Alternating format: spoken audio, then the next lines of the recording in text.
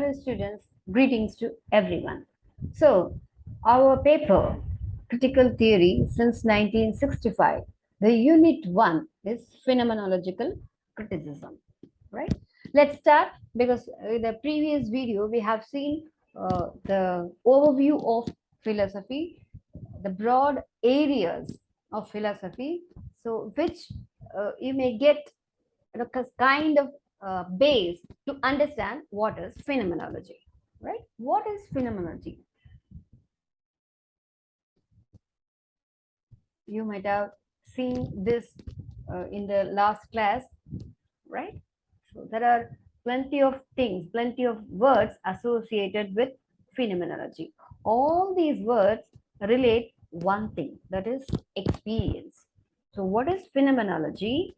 Is nothing but the study of experience and how we experience. In the last video, I have already told you that when you want to understand about love or any kind of state of mind, it is very difficult for you to define the term, giving so many words are giving so much about that experience to make them understand. No, it is very easy when you experience that thing. It's very easy to understand, right? And how we experience, that is phenomenology, study of experience, right? It is how you experience. Study of experience is phenomenology. No, when you see the definition or the history of this thing, it is something you can easily relate because everybody has experience about many things. When we study about the experience, that is called phenomenology. So it is very easy to understand what is phenomenology. When you define these things, maybe quite difficult, or you might have puzzled with the words which we associate to define this very word phenomenology. So, phenomenology is a broad discipline and the method of inquiry in philosophy. So, we have seen, right, in philosophy, three main areas, right, which comprises philosophy, that is metaphysics, epistemology, and axiology. So, it belongs to one of the broad areas of philosophy. What is that? Phenomenology. This is a broad discipline and method of inquiry, right? It has been largely developed by Edmund Husserl and Martin Heidegger, right? So you have to understand one thing. So maybe probably you may have the 2 mark questions, right? Definition of phenomenology. So you have to write it is a broad discipline and the method of inquiry in philosophy, study of experience and how we experience, right? And then you have to write the people who developed this concept, this theory, this criticism, right? Edmund Husserl and Martin Heidegger, right? So these two people who developed this concept. So you have to understand one thing: the term is coined by someone else.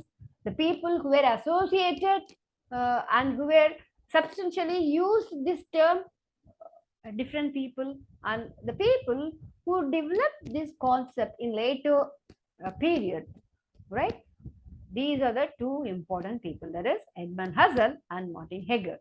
So when you have a question like definition of phenomenology, you have to write phenomenology is a broad discipline and the method of inquiry in philosophy, right? It is a study of experience and how we experience.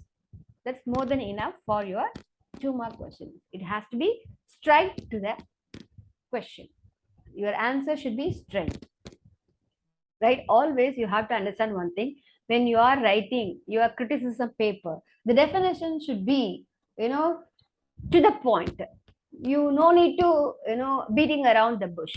You can write to the point the definition, then apparently you get 2 marks for that question, right? So, what are the other terms, other words for phenomenology? You can write, maybe probably same question will be asked for your test for 2 mark question, right? Intentionality, life world, lived experience, meaning making, philosophy, doctrine, ism. So there are other terms related to phenomenology, right? There are other terms probably to make you understand phenomenology is intentionality, life world, lived experience, meaning making, philosophy, doctrine, ism. Okay.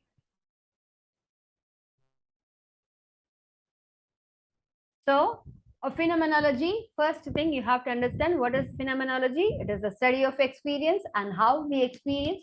It studies structures of conscious experience as experience from a first person point of view.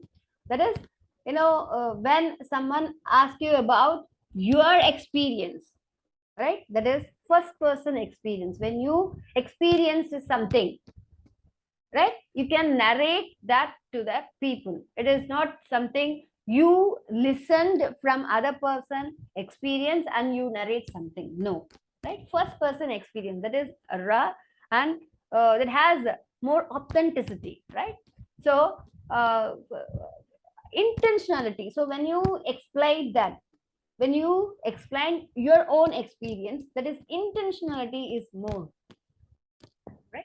Hegel pointed out that we are often not explicitly conscious of our habitual patterns of action. That is what he has, no, sometimes we may not give importance to our habitual actions, right? We do not even bother to watch our actions, habitual actions. No, when we do our daily routine, some most of the times our mind is somewhere else and we do our routine because of that habitual actions. We may not watch what we are doing, right?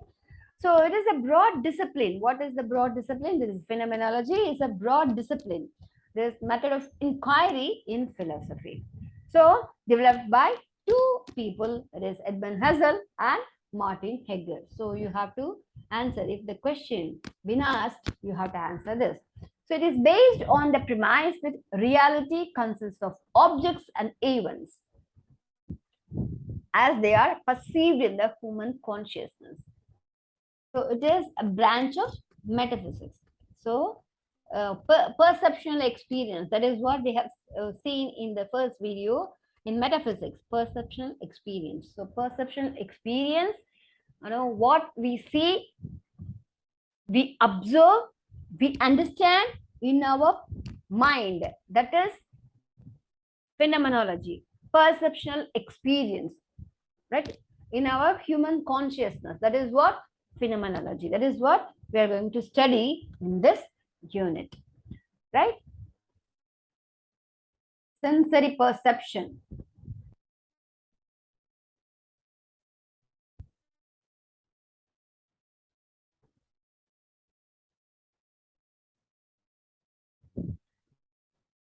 So, history of phenomenology. The term phenomenology was first introduced by Johnson Heinrich Lambert, 1728 to 1777. It was subsequently used by Immanuel Kant and J.G. Fichte and Hegel, right? So this is very, very important. You have to understand. We have seen two people who developed the concept of phenomenology, that is Edmund Husserl and Martin Heidegger.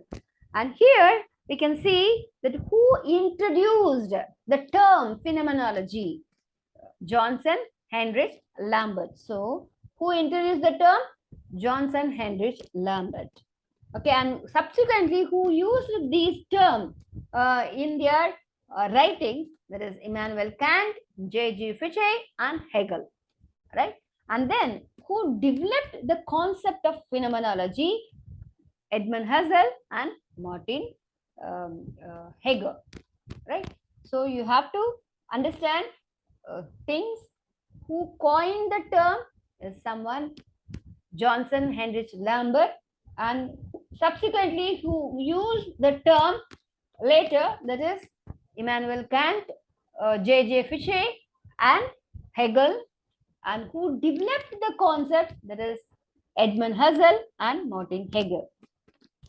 So, if the question is like, who are the people associated with phenomenology, you have to answer all these people that you have to write. The term phenomenology was introduced by Johnson Heinrich Lambert and subsequently used by the later theorists or philosophers like Immanuel Kant and J.G. Fichet and Hegel, and later developed by the people Edmund Husserl and Martin Hegel. Okay, so this is very important. You have to understand. So the term it is understood today is the vision of Edmund Husserl, who developed the concept. It's because of his vision we understand this term today. He introduced the concept of intentionality, which means that consciousness is always intentional or directed. Consciousness is always intentional. What we intend, what is our intention, that is directed.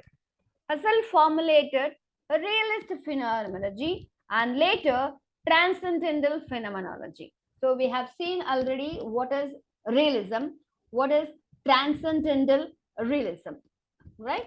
So this is what. So when you study phenomenology, one thing is very important. You have to understand that is the concept of intentionality and it is directed. Right? When you understand the concept of intentionality, it is very easy to understand the theory itself. Right? So Hegel criticized and enlarged Husserl's phenomenological inquiry in his work Being and Time. So space and time is a very important thing when you study about phenomenological criticism, because experience mainly talks about time. The same thing might be happen in different times. You might be having a different kind of experience. Right? For example, the when you come to know your mark for the first time, your experience is something different, and later for a week you have already known about your marks and somebody said about the marks. You don't have the same kind of experience which you have experienced for the first time, right? This is what time and space are relevant for this theory.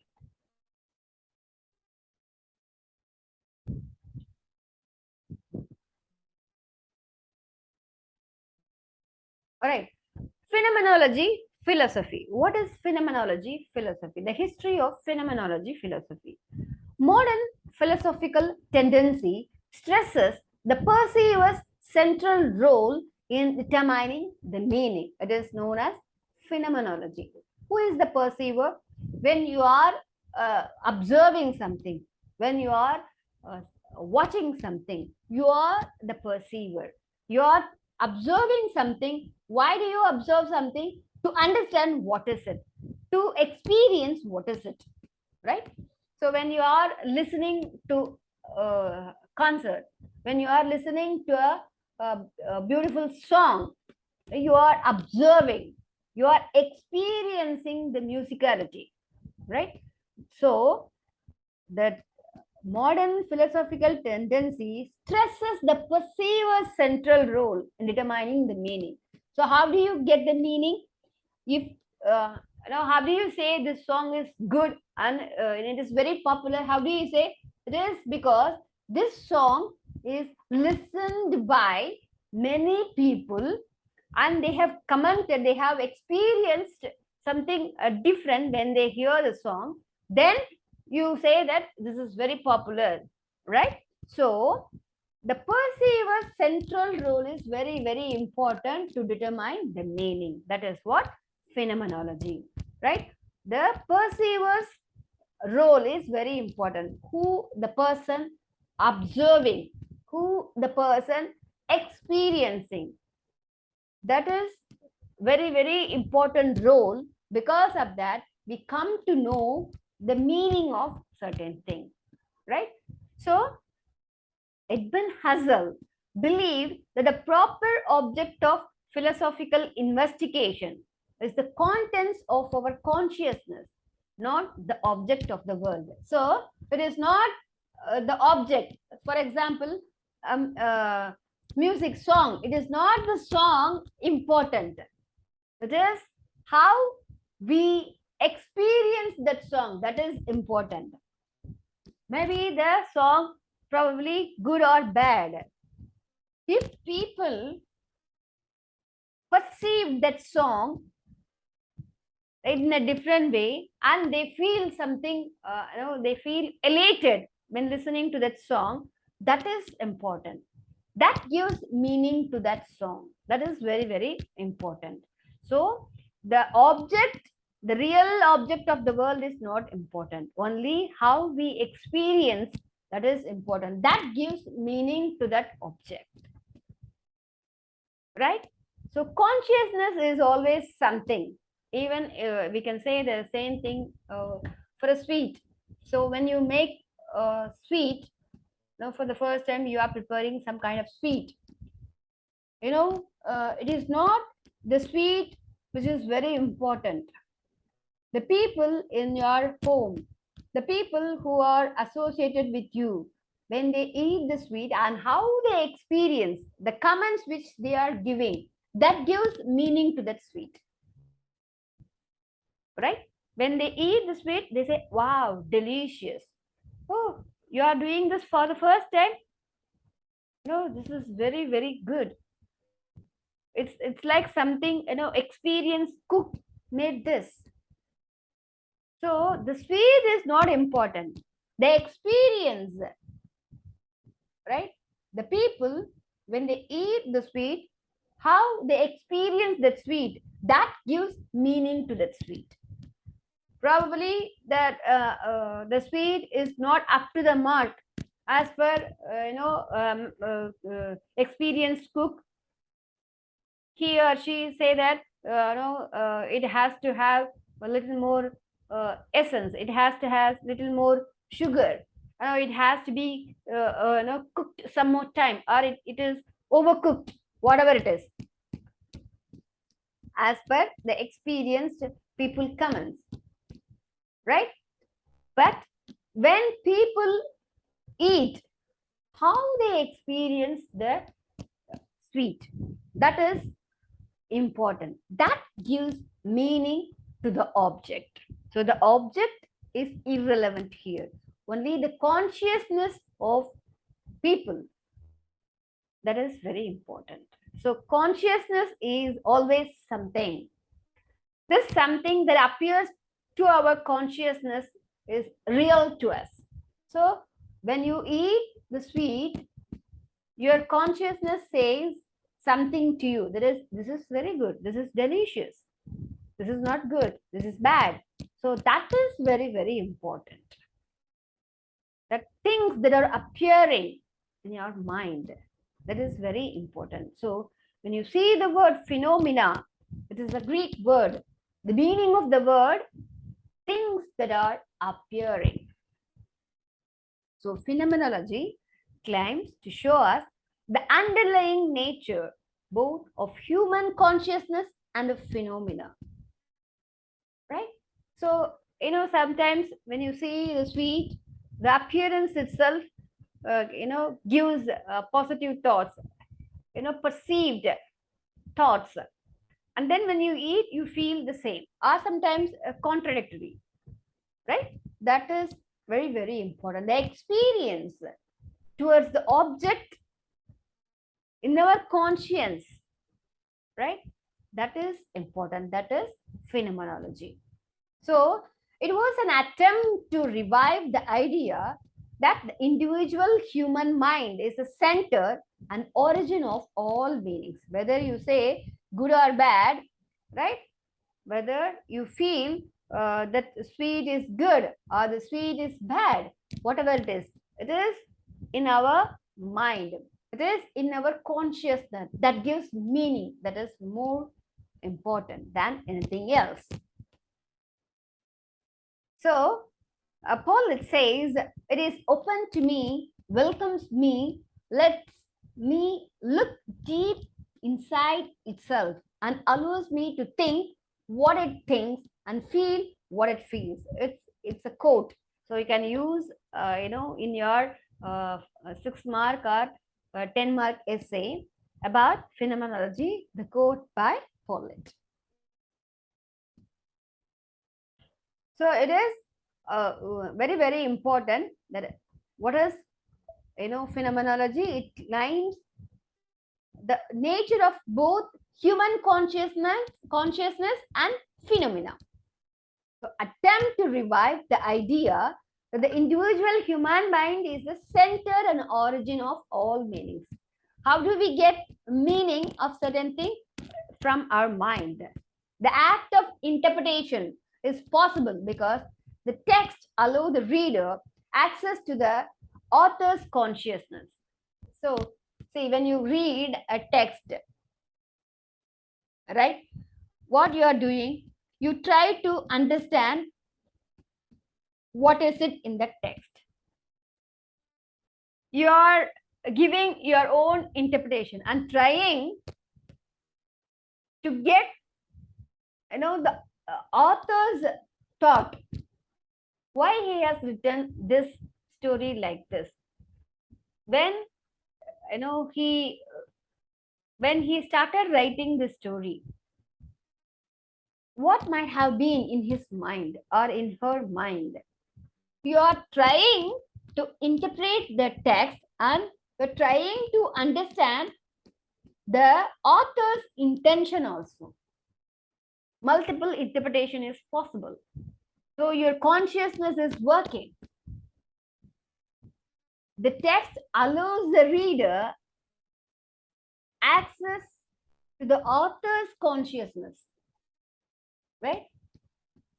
You are thinking, you are interpreting the text, and you are allowed to think about the author, the writer of the text, and his consciousness also. The text is allowing. If you find something, right, about an incident, if the writer gives his or her opinion, right, you may think, why is he using such a bad language to depict this incident? What was in his mind when he was writing this? Why did he use such a bad language? Or if the writing is too emotional, make you cry, then also you think, what made him to choose these kind of words? So you are interpreting the text and you are trying to read the author's consciousness also. That is right, very very important to understand phenomenology, that is experience. So it is open to me. What is open? Phenomenology is open to me, welcomes me, and it lets me look deep inside itself and allows me to think what it thinks and feel and what it feels. So the text is open to me.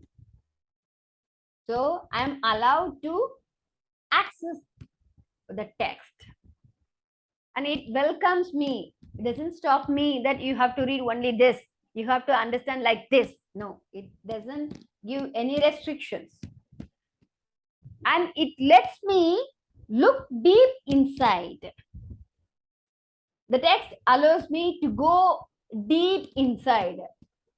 Okay? It doesn't stop anywhere else. right? It lets me look deep inside itself and allows me to think what it thinks, right? Whatever written in the text, similar kind of thing you can imagine. It is not restricting that you have to imagine in that way. No, it allows me to think what it thinks. And it allows me to feel what it feels. Similar kind of thought. So the text never stopped me. No, it allows my consciousness to understand, to give various meanings. So there we get the meanings of the text. That is, these kind of experience known as phenomenology. When you read a story or when you watch a movie, it is not that movie is important. It is not that story is important. What is important? And how you are experiencing that story and how you are watching that movie. When you are eating a sweet, it is not that sweet is important, and how we experiencing the sweet, that is important. That gives meaning to the sweet, that gives meaning to the story, that gives meaning to the movie. So this is called phenomenology, right? The experience, how we experience it, that gives meaning to the whole thing, the whole object of the world, right? That is phenomenology. Okay,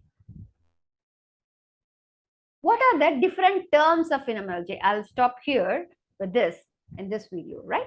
What are the different terms of phenomenology? Different terms: intentionality, intuition, evidence, niasis, anoima, empathy and intersubjectivity, life world. So probably you may have this as a 2-mark questions, right?